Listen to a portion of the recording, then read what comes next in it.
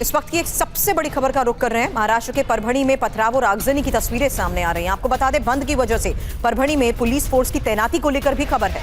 बाबा साहेब की मूर्ति के अपमान का यहां पर विरोध जताया जा रहा है। परभणी नांदेड़ हाईवे की आवाजाही भी अब बंद हो चुकी है।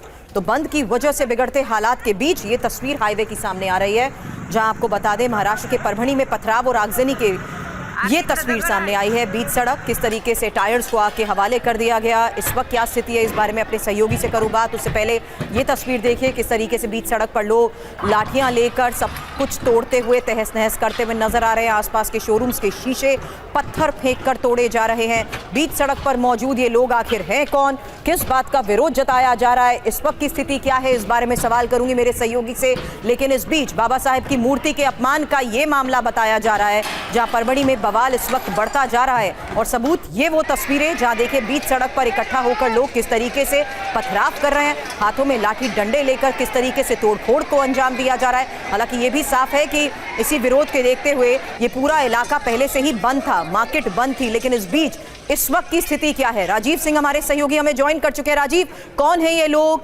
बताया जा रहा है परभणी में विरोध जताया जा रहा था, लेकिन इस बीच हालात कैसे बिगड़ गए?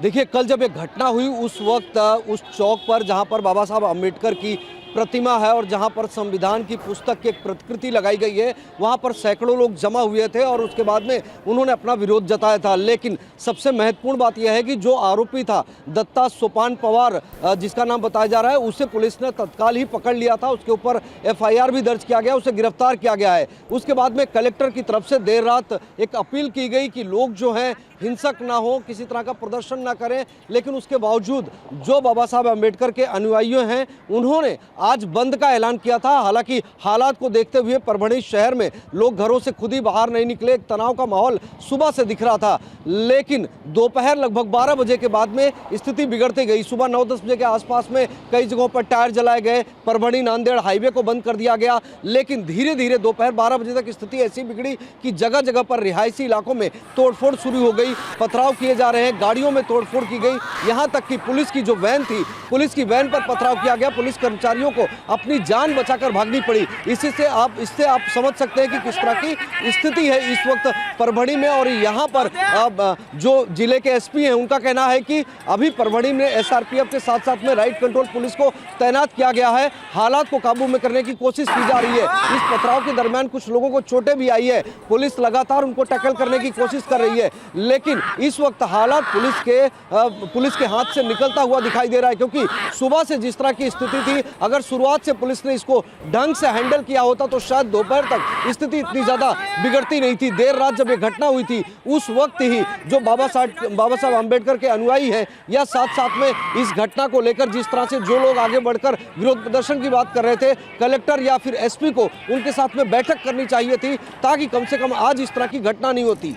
बिल्कुल, और ये तस्वीरें भी हम देख रहे हैं कैसे बीच सड़क पर टायर जलाते हुए इस पूरे रोड को ब्लॉक कर दिया गया है। यहां तक कि मौके पर पहुंची पुलिस फोर्स की गाड़ियों पर ही इन्होंने पथराव शुरू कर दिया।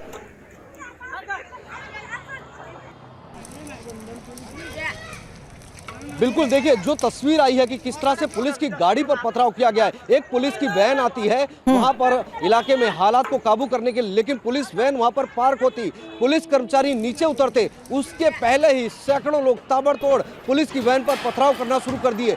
शुरुआत में पुलिस कर्मचारी सहम गए, लेकिन उसके बाद में उस वैन का ड्राइवर, तस्वीरों में देख सकते हैं किस तरह से उसने उसको गाड़ी को रिवर्स किया। रिवर्स करने के बाद में पुलिस कर्मचारी जो है तत्काल उस वैन को लेकर आगे की दिशा में बेहद तेज स्पीड में भाग गया। और उसके बाद में जो हिंसा करने वाले लोग थे वो उस बस के पीछे भागे, लगातार उसके ऊपर पत्थर फेंक रहे हैं। इससे आप अंदाजा लगा सकते हैं कि इस वक्त परभणी में क्या हालात हैं। परभणी के हालात को लेकर इन हालात और इन तस्वीरों को देखकर कहना मुश्किल नहीं, कहना गलत नहीं होगा कि स्थिति पर काबू पाना भी इस वक्त एक बड़ी चुनौती बन गई है। लेकिन हालात पर नजर बनाए रखें राजीव, आगे भी इस बारे में आपसे जानकारी लेंगे। शुक्रिया।